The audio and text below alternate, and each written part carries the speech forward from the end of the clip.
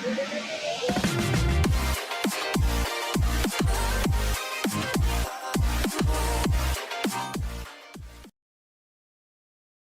studies are only as good as the storytelling. So this is how to make them really work. Because just putting up some content without concern for storytelling elements is going to weaken the appeal and the influence you're attempting to create with a good case study. So for the next several minutes, we're going to look at one of the top script consultants and story experts in the storytelling industry's 6-step story success process. See, storytelling is a secret to writing persuasive content, but it's not the only element you need to be persuasive. So I'm going to give you all of the pieces you need in the story formula. It's a process I've created. I'll give you access to that guide at the end of this video. To get us started, my name is Fortune. I'm the author of 3 books and a self-publishing strategist for established coaches and consultants who want to write a book and use that book to grow their business. Now, I've created a proprietary method of getting your book out of your head in less than 4 hours using a phone and a few websites. Now, in today's video, I'm going to show you how to use Michael Hauge's 6-step success story to turn up the impact your case studies have on your prospects. Now, specifically, we'll explore the importance of the 5 turning points in the story.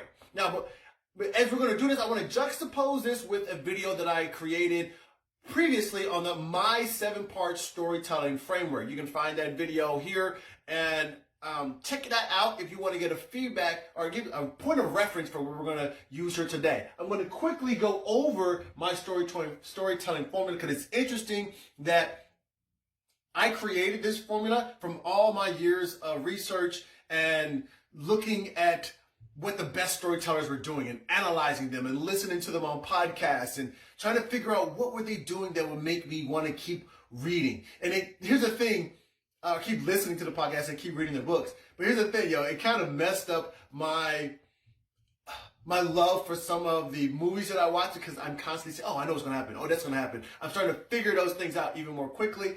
So I got to turn that piece of my brain off as I start watching the movies. But here's what we're going to do right now, okay? Let's jump into my 7-part story framework, and then we're going to go right into what we want to really get into, Michael Hauge's 6-part success story, okay? And then more importantly, the turning points that are inside of both of these frameworks that are key to keeping the reader or your audience engaged. They're looking for those turning points like, ooh, these are the cliffhangers that make the reader want to keep reading or your listener to listen even more, lean in a little more to what's going to happen next, okay?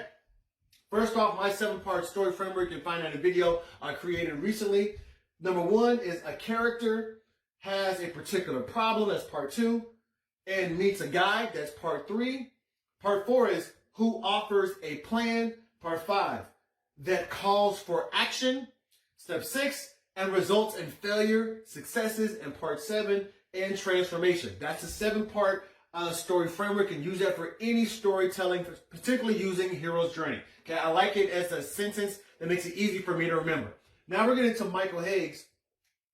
We're going to get into Michael Hauge's 6-part success story. Okay, the first part he talks about, and you're going to see the connection between the two. I didn't know it when I created mine, but as I started studying his work, I started realizing, oh, great minds think alike. That's the only way I can say it. All right. Number 1, the first part is the setup. Okay? Now, in the setup, the point is to create an emotional beginning. Michael Hauge suggests that you start using the hero, again, the hero being just the person, the main character in your story or in your case study, that you look for a skill that they may have, that they're really good at this thing. You're going to look for places that they're having trouble, some jeopardy that's going on in their life. You're also going to look for areas of empathy. So you want to have people feel some type of way, feel sorry for that main character. You also may want to look at the likability. So you don't want your main character to be someone that people don't actually care about, like they're a bad person or whatever. So you want to create those types of, pull out those character traits in their story, also so that the person who's listening to the story, your audience, start building an emotional attachment through the setup of your story to that character, okay? Number two, the second part is the crisis.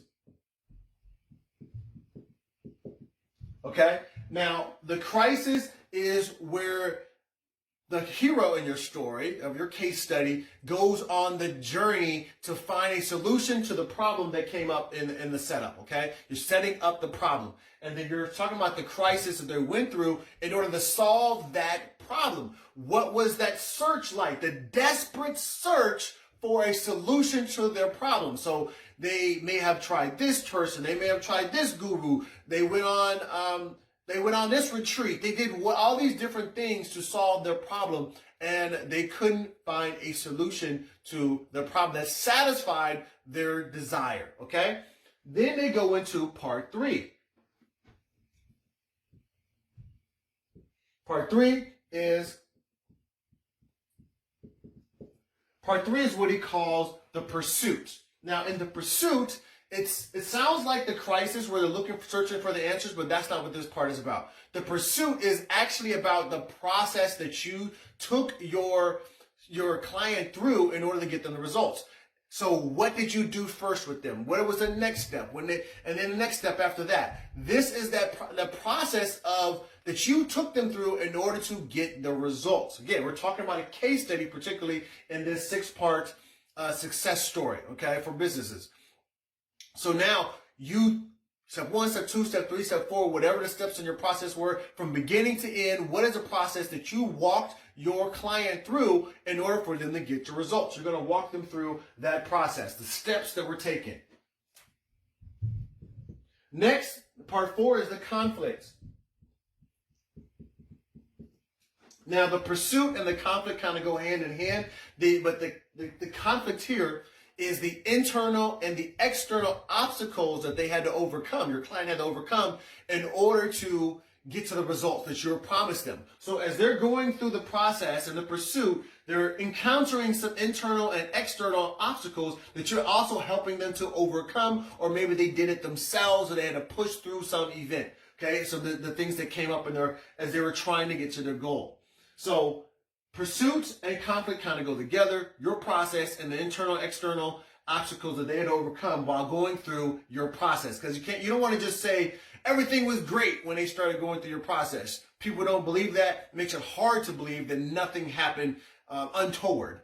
So nothing negative or bad or something that slowed down the progress. It's hard to believe that happened. So you want to talk about both the problems internally with their beliefs or emotions or whatever, and external problems they had to overcome. 5, the 5th part is the climax.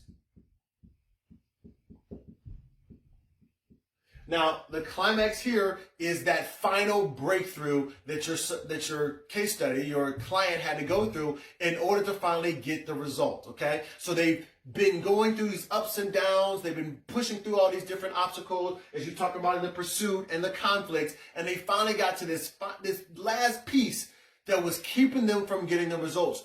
What was that climax? What was that final breakthrough that they had to do? They had to have in order to finally get to their desired result. Now, the 6th part is the aftermath.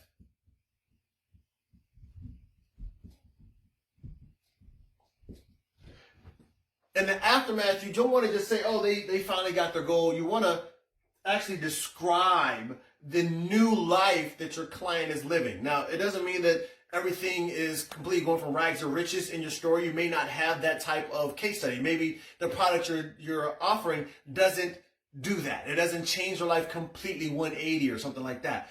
Your service you may just be doing something that is improving their health a bit, but it doesn't mean that the person went from not able to walk to finally be able to walk proudly again, okay?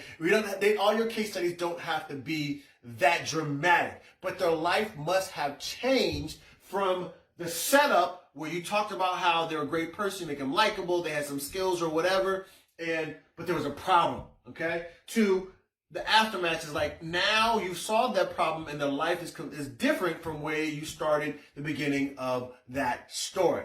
These are the 6 parts of Michael Hauge's success story. Now, if you look at these 2 comparisons here, The character the character here is the same thing as the setup. We're talking about the person, okay?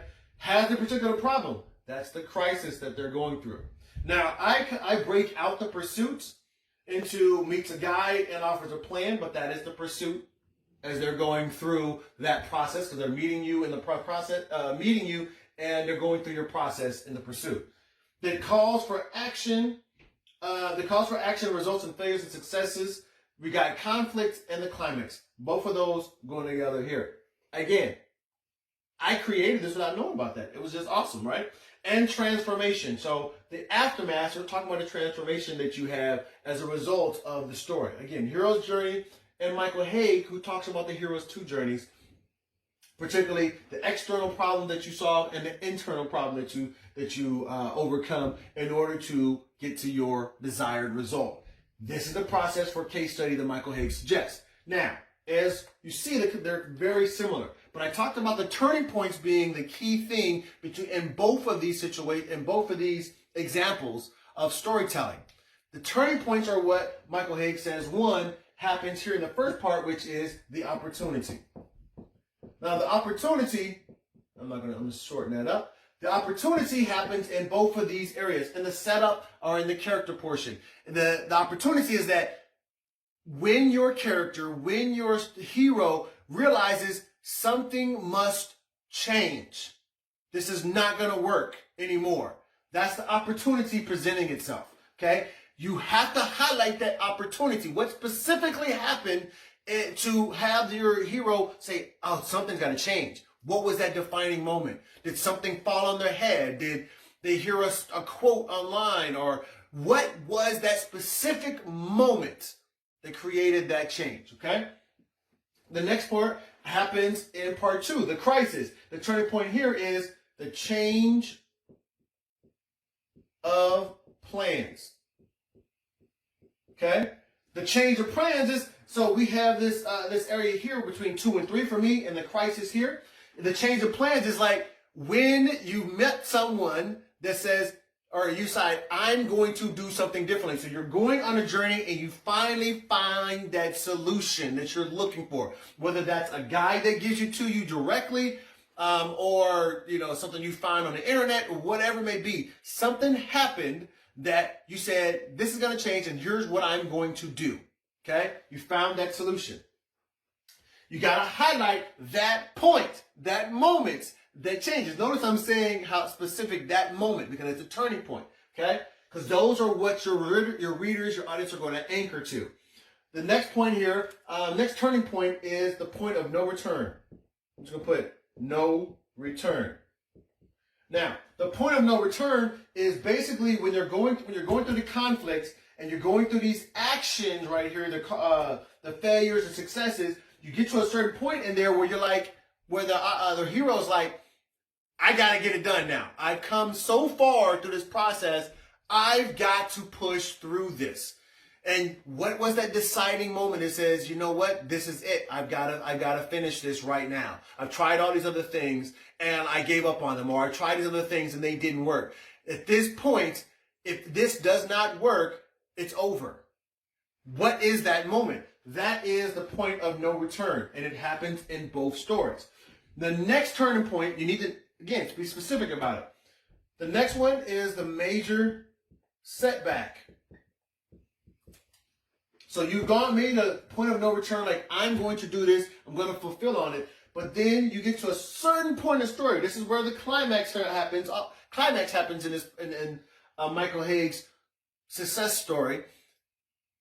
There's a point of a major setback, like things are going good, you're starting to make some progress, and then of course there's some failures that happen along the way, but you get to a point where it's like, man, everything seemed like it was going well, and then this happened. You ran out of money. Or your wife decides we need to separate. Or you find out that you have some rare condition that is causing you to stop your diet. Something happens that a major setback happens that stops you from actually hitting your goal. That is a turning point. You want to highlight that major point, specific point in your story. And then finally you have the climax, okay? The final point, the final turning point is the climax. Once you get to that climax, this is that final breakthrough that major setback puts you back and you overcame it. That is your climax because you overcame that major setback. These are the key turning points that you must have in your story to keep your audience listening. These are the cliffhangers. These will be the points where if you were watching a movie or watching a movie on TV, they would insert commercials at these areas, okay? They have you be like, oh, ugh. You got to wait till the commercial's over for those of us who know what commercials are like. So you want those turning points, the opportunity, the change of plans, no return, major setback, and climax. If you incorporate them into your storytelling, you will hook your audience the same way they do when they're written the major films are being created. You will see all these elements in major films, okay? So with that being said, y'all, as I mentioned at the beginning of this, there are 5 parts to the story formula. This is the method that I use with my clients to teach them how to create persuasive content. You've actually been going through that same process as you watch this video here today. But you only learn in this video the step 2, the second part of the story formula, which is tell a story. You learn some strategies on how to tell a better story. There's 4 other parts that you want to include in your persuasive content. If you want to get a copy of that guide to walk you through making sure you have all the 5 elements of a persuasive content, drop the word story down in the comments and I'll make sure I get you a copy of that guide. But here's the other thing. If you know that you just want some help telling your story and putting it into a book format, go ahead and drop the word author, A-U-T-H-O-R, drop that down below, and I'll make sure we'll schedule a call, a 15-minute call to discuss what book that you want to write and what's missing right now. What do you need to do in order to get that book done? Okay, drop the word author down below and we can make that happen. That being said, y'all, you can be, you can do, you can have anything you want in this world. You've just got to believe. You can live a life of no doubt, just blessings, and I will show you how. Now, always remember, you're only one book away from the next breakthrough in your life or in your business. So go out there and make life happen every day. God bless, and I'll talk to you next time.